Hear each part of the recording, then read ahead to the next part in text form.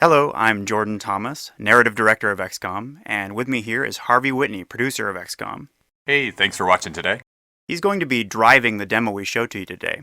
This is our E3 2011 XCOM demo walkthrough.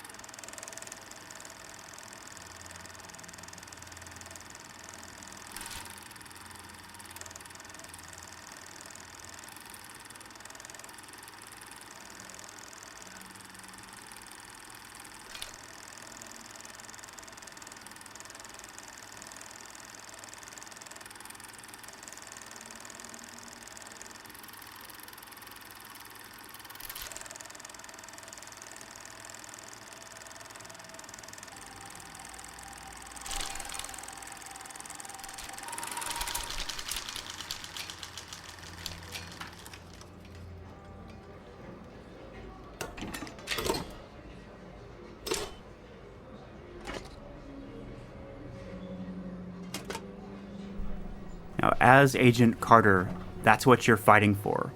That child's family and thousands of others like it are the stakes in this conflict with the alien enemy. But here in 1962, Kennedy is president, the Cuban Missile Crisis is threatening to turn the Cold War hot, and your job is to assemble a team of the finest minds in asymmetrical warfare to repel this threat for which there is no field experience. These guys are the analysts who are assembling mission profiles from emergency calls all around the country and feeding it to you and your squad. Our job is a little more direct. What we're going to do is assemble our team and head out into the field, capture the enemy technology, and turn their own weapons against them.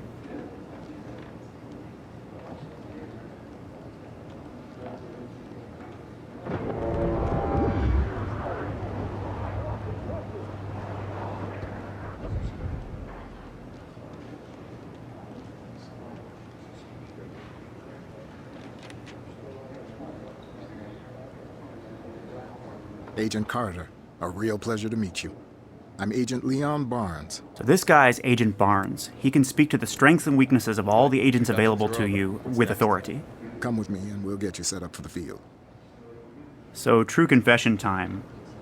2K Marin is full of big fat RPG nerds like me, and this underground base is a true social space where you can meet with your fellow field officers and discuss strategies to repel the aliens, and sort of look at what it's like to experience the emotional cost of this kind of invasion from within. Now we're going to assemble our squad of agents from the array that Harvey's managed to accrue over the course of the game.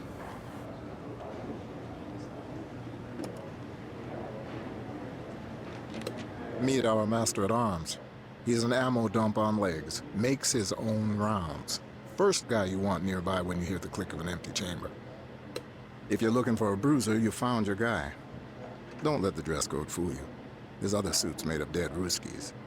The agents are the primary channels of player growth in XCOM. We like to say that they're like your left and right hand, and it's up to you to turn each one into a fist. Now, similar to the original games, you've got this big stable of them that you're able to work on and specialize as you play through the campaign. Harvey's already taken a couple of these guys out into the field, and the commando at the top there is ready to purchase a new ability with field experience. So why don't we take a look at what's available?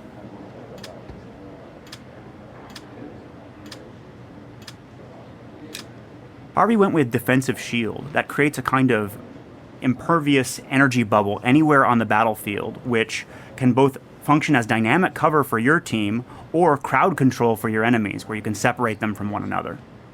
But now that we've got our squad, and you can take 2 agents into the field at once, we'll go ahead and head over to the operations floor and pick our next mission. You're all set, Agent Carter. And hey, watch your back out there. As of now, Will, you're in command of XCOM's muscle. Here on the ops floor, we'll supply the brains. But there's one mind in particular I need on the team. A man of singular expertise. That's your next mission. That's Angela. She's XCOM's division chief. She's former CIA, and her job is to take all of the data that the analysts assemble and turn it into these mission profiles for you to choose between. When we played the original XCOM games, we felt sort of almost overwhelmed with choices in between missions. And so here on the big board, you're able to select between missions that drive the story forward and sort of secondary strategic opportunities in pursuit of a resource. For example, Illyrium 115 is the heavy element that powers all of the alien technology. If we capture that, Harvey can invest it in research and gain long-term growth rewards like new weapons, agent powers, and so on. Or let's say he wants to deploy one of his agents to go on a mission without him, and that agent will come back with new field experience, which he can spend on perks and gear and so on. So let's take a look at what Harvey does next. Until recently, Dr. Alan Weir was working with Dad, analyzing the alien technology and subverting it to help humanity fight back. A short time ago, we lost contact with him. You and your team will head to his last known location, track him down, and bring him home. So Harvey's chosen a backbone story mission. Assembling a team of the best also affects the story of the game. If we get Dr. Alan Weir, he will join the base and be able to comment on future missions, and he will also grant XCOM a significant boon in terms of its research potential. So why don't we go ahead and accept that mission and deploy to the field? And remember, there's no one else like Weir. Try not to break him.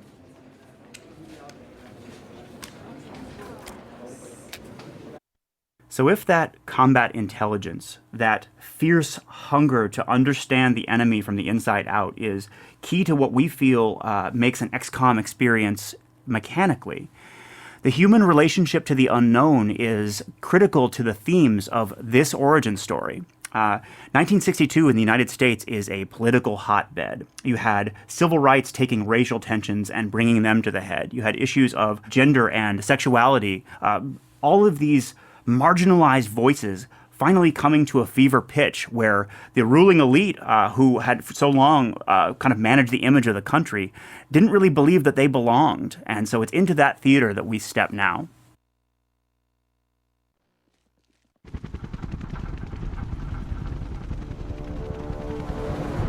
So here we are in the Sky Ranger. These guys are the agents, and that gear that they're wearing represents the unique powers that each one that Harvey selected will bring to the battlefield.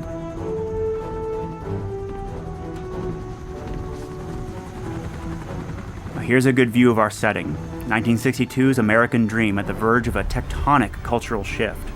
People like Dr. Weir had found themselves persecuted throughout the 50s for their politics or their sexuality. In his case, both. But now he finds himself the scientific belle of the ball. Some of those old lines are beginning to blur and new ones are being drawn. Now we're supposed to make contact with the National Guard. They've set up a perimeter around this community the second that they heard that there might be an alien incursion there. Let's look for someone in charge.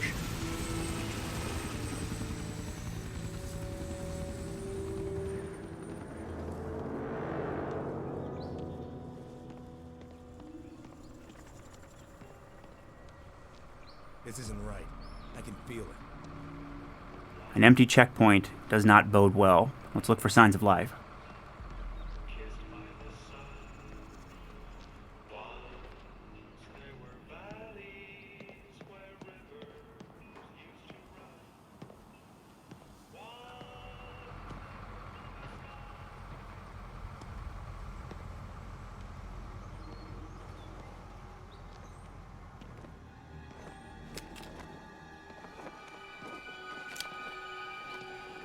What in hell happened here?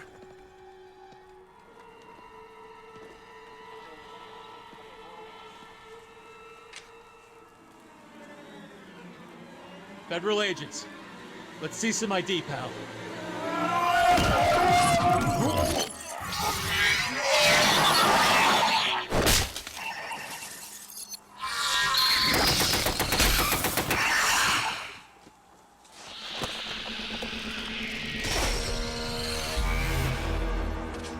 That's the face of the alien enemy in XCOM. Collectively known as the Outsiders, they're made of a kind of living technology. That one was an infiltrator class, able to look like any human it wants for purposes of reconnaissance. But what was it looking for? It looks like it had opened the dossier on Dr. Alan Weir. They probably consider him a person of interest because he's been subverting their technology and making it work for humanity. But that alarm means we're not going to catch the rest by surprise. We'd better move quickly.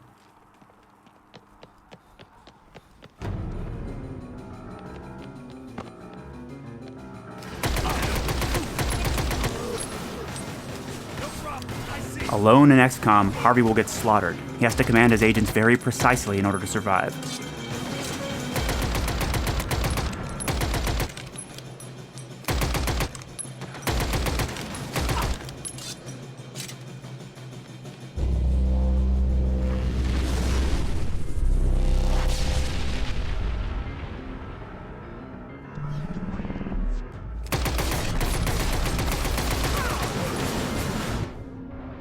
This looks like a good opportunity to talk about some of those design revisions that I mentioned.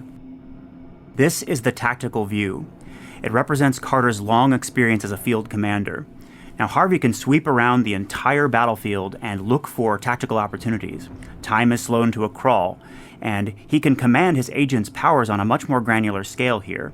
On the left is the commando's powers, and on the right, you see the master-at-arms. Harvey has to choose between the more expensive powers and the cheaper ones in order to solve a problem like this. That shield that we're looking at is soaking up too much of his agent's damage. He'll lose if he tries to just trade bullets with these guys all day, so he needs to find a way to solve this problem. It's kind of our real-time take on the classic battlescape of the original games. It looks like Harvey's going for Disrupt. That'll create a kind of feedback loop in the body of that outsider and cause him to drop his guard.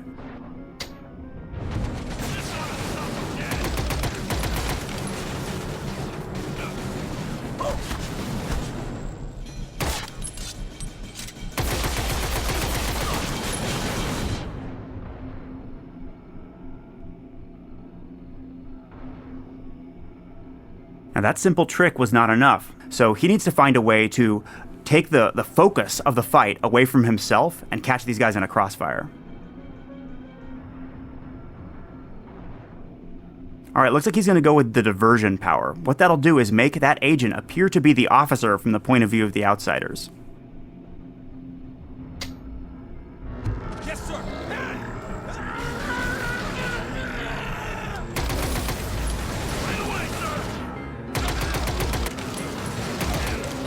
Nice. Harvey was able to take out the generator. What that does is allow his agents to catch these guys in an easy flank. He can use those agent powers outside of tactical mode as well by binding them to the D-pad.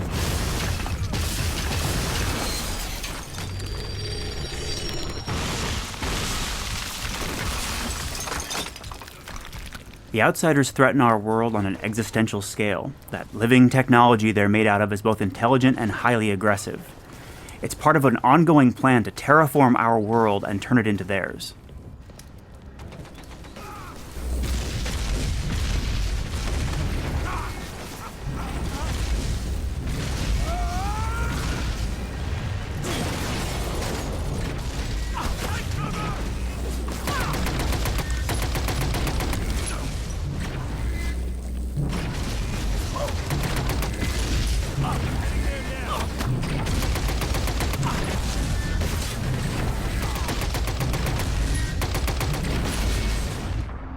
That's the university where Dr. Weir lives and works, but the outsiders have beaten us here. They've got a strongly reinforced position, and Harvey's at a real disadvantage. He's going to have to find a way to subvert this situation and make it work for him, using his agent powers.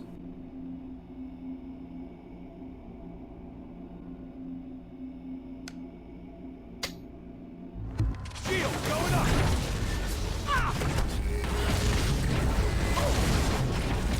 Right away. Over here.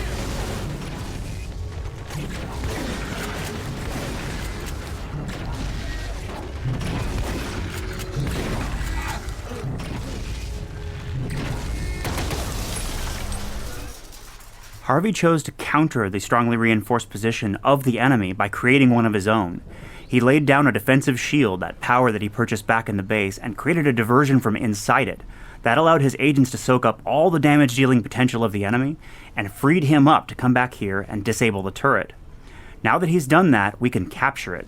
This is another of those design changes that I mentioned. When he folds up the technology that this turret is made out of, he can actually take it with him and use it later in the field. Yes, Chief.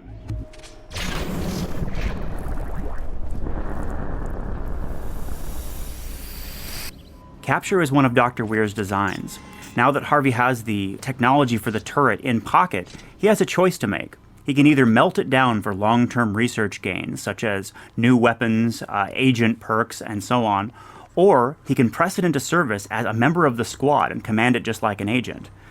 Whatever he wants to do, we better move on and get to Weir.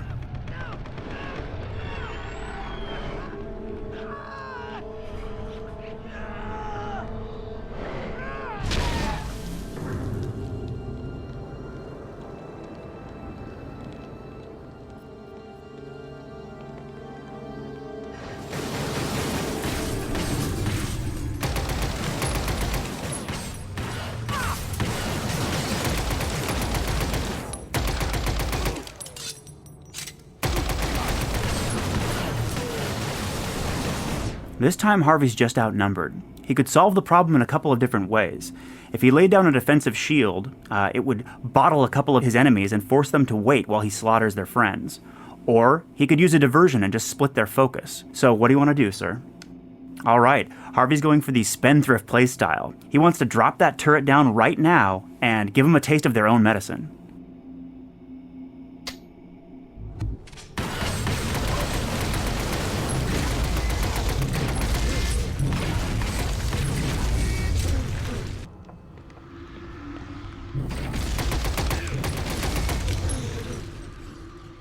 Now that Harvey's chosen to deploy the turret in the field like an agent, it has a limited lifespan. It's going to disintegrate pretty quickly, which means we should move on while it's still guarding our back. Now, sometimes in the field you'll come across a novel design. This laser rifle, for example, is not adapted for human use, but if Harvey returns it to the lab, he can actually reverse engineer it and create a version that his agents can wield. In the meantime, we'll strip out the ammo and use it in one of our own alien weapons. That is one heck of a weapon. This is the disintegration ray. We've included it here to show the gains of the long-term growth curve in XCOM. If you're willing to invest in research and master the science of the enemy, you can take them on and remove their edge in combat.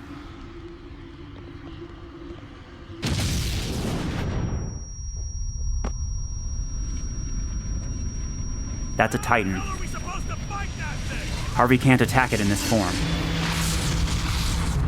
Looks like it's opening some kind of gate. Oh, he's being burned. He has to get inside.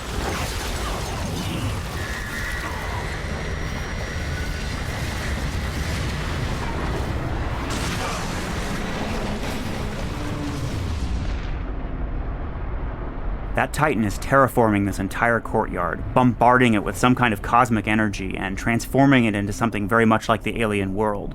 But it's far too valuable an opportunity for us not to attempt, at least, to capture it. The trouble is, if Harvey were to try and capture it right now, it would cost him 20 time units. Time units are the sort of currency of combat in XCOM, and Harvey doesn't actually even have 20 to spend, so he's going to have to find a way to weaken the Titan before he captures it. Okay, it looks like he's going to go with some kind of disrupt combo.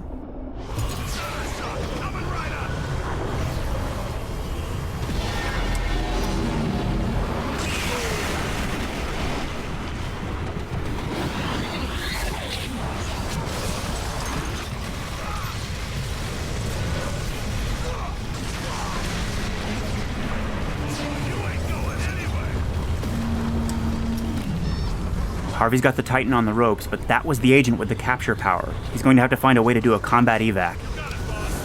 Defensive shield will protect him from the rain. All right, let's capture that Titan.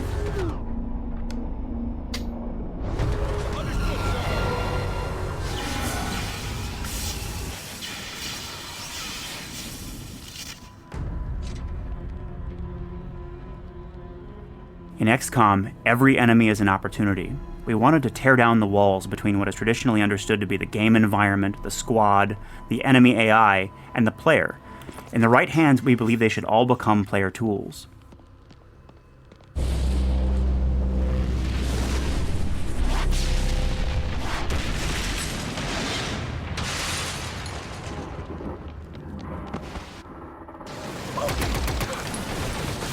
Harvey's attracted reinforcements, and this time they've got him in the crossfire.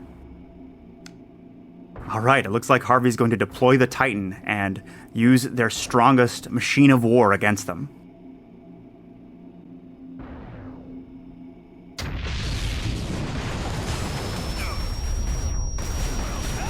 Now he can command its airstrikes just like an agent.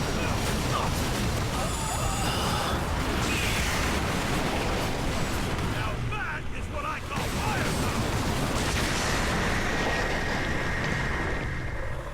The Titan doesn't have long to live, so let's press on and find Dr. Weir.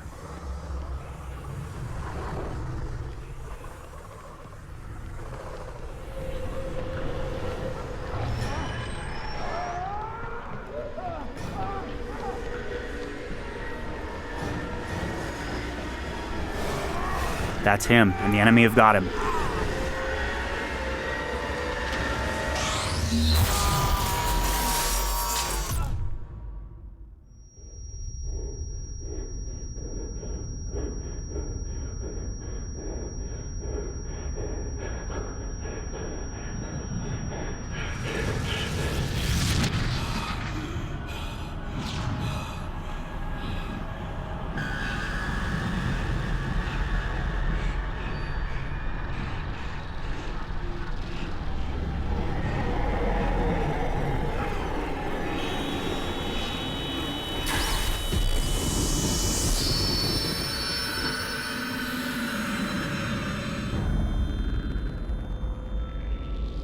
That's XCOM. Thanks for watching, everybody.